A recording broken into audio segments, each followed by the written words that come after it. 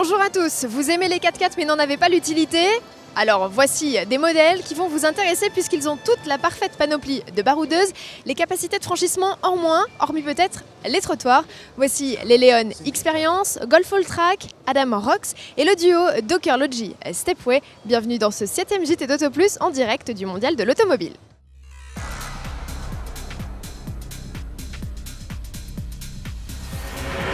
Passage de roue surmonté de plastique, garde-sol surélevé, ailes élargies, sabots de protection au niveau des boucliers ou encore barre de toit, ces attributs ne sont plus seulement réservés aux breaks chic des marques premium. Skoda avec ses scouts ou Volkswagen avec sa Passat All-Track ont démocratisé le concept. Aujourd'hui, c'est au tour de Seat d'entrer dans la danse avec son expérience et elle vous est présentée par Cyril Biotto. Sur le stand Seat, en attendant l'Ibiza qui arrivera l'année prochaine, c'est la déclinaison baroudeuse de la Leon qui est à l'honneur. Elle s'appelle Leon Experience et reprend le concept des Audi Allroad ou Passat All-Track. On prend un break, on le surélève, ici de 27 mm par rapport à la version de base, et on lui colle quelques attributs stylistiques typiques des crapahuteurs. Ce n'est quand même pas tout, puisque toutes les Seat Leon Experience héritent de la transmission intégrale, baptisée 4Drive, basée sur un système Haldex de 5e génération. Sous le capot, on trouve des blocs diesel allant de 110 à 184 chevaux en boîte manuelle ou DSG, tandis que le seul essence disponible est le 1,8 litre TSI de 180 chevaux, obligatoirement associé à la DSG. Côté équipement, les expériences peuvent recevoir en option un régulateur de vitesse adaptative, l'assistance de maintien en fil et un freinage automatique en ville jusqu'à 30 km/h, mais les feux avant full LED sont en série. L'habitacle bénéficie d'un traitement spécifique au niveau des matériaux et des coloris. Côté tarif, les déclinaisons Experience débutent à 29 870 € pour la version TDI 110 et le modèle essence atteint 32 000 €. Les Experiences sont en fait au même prix que les Leon ST en finition FR et avec transmission 4Drive. La Leon Experience arrivera en concession en janvier 2015.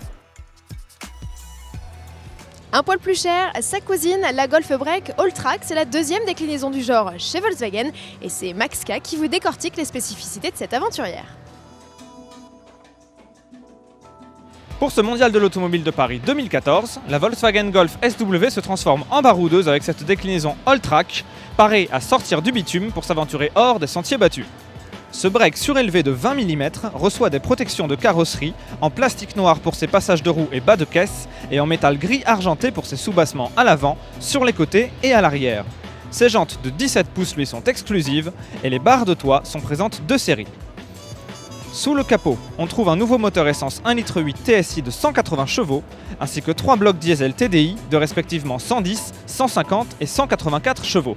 Ces 4 motorisations sont associées de série à la transmission intégrale 4Motion, et la boîte 6 rapports à double embrayage TSG6 est présente de série sur les deux plus puissantes. Gage de l'orientation tout chemin de cette Golf, cette déclinaison All-Track reçoit également un système de contrôle de vitesse en descente. La Golf All-Track doit arriver sur le marché français dès la fin 2014. Envie d'en savoir plus sur cette Golf All-Track ou tout autre modèle Volkswagen? Sollicitez ces petits robots. Bienvenue chez Volkswagen.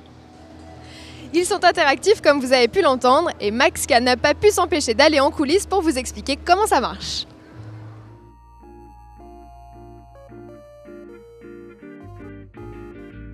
Nous revoici sur le stand Volkswagen du Mondial de l'Automobile de Paris 2014. Bonjour. Bonjour Auto Plus. C'est déjà le futur chez le constructeur allemand qui reçoit les visiteurs de son stand parisien avec de petits robots capables de tenir une conversation avec un naturel étonnant.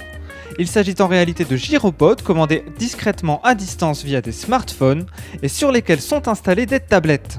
Chacune d'entre elles comprend une caméra et un micro qui envoient leur signal à une régie. Salut, moi c'est Benoît et la voix du robot c'est Marcel. Donc on est là dans une cabine et on dirige à distance les robots. En fait, il y a une hôtesse qui est sur le stand et qui, avec une télécommande, déplace le robot quand on lui demande. Et nous, on s'adresse aux gens et voilà, ils réagissent. On dit, voilà, moi je dis salut, c'est Marcel, bienvenue sur le stand Volkswagen. Et puis on commence des conversations. Des fois, les gens sont un petit peu surpris de parler à un robot, mais c'est assez cool généralement. Bonjour Auto Plus. Benoît Méjean et ses acolytes sont des professionnels de la voix off recrutés par Volkswagen sur casting. En plus de parler aux visiteurs, ils peuvent également leur présenter les nouveaux modèles en vidéo via les robots.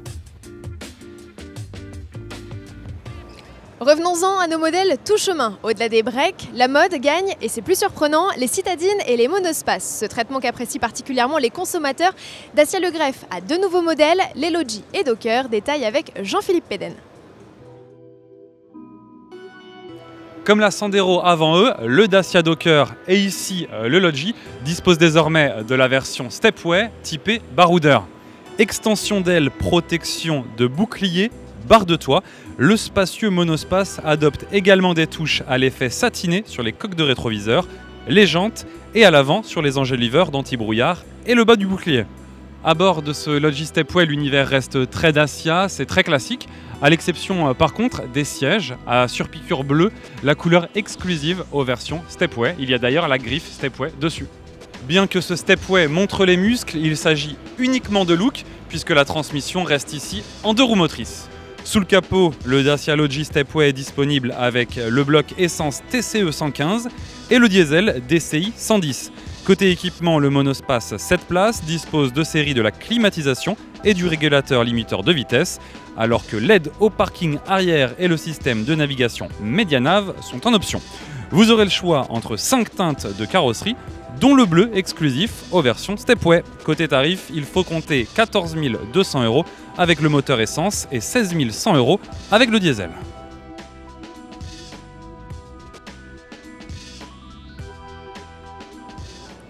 Le Dacia Docker est un peu moins cher avec une mise de départ fixée en essence à 14 000 € et à 15 000 € en diesel. Pour ce qui est du look tout chemin, Dacia applique la même recette avec des protections en plastique tout autour de la carrosserie. À bord, l'équipement comprend système de navigation sur écran tactile, aide au stationnement arrière et climatisation.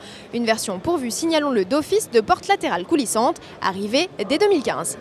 Mais pour déjouer la jungle urbaine, ne vaut-il pas mieux opter pour une citadine? Opel dégaine le premier avec la Dame Rox.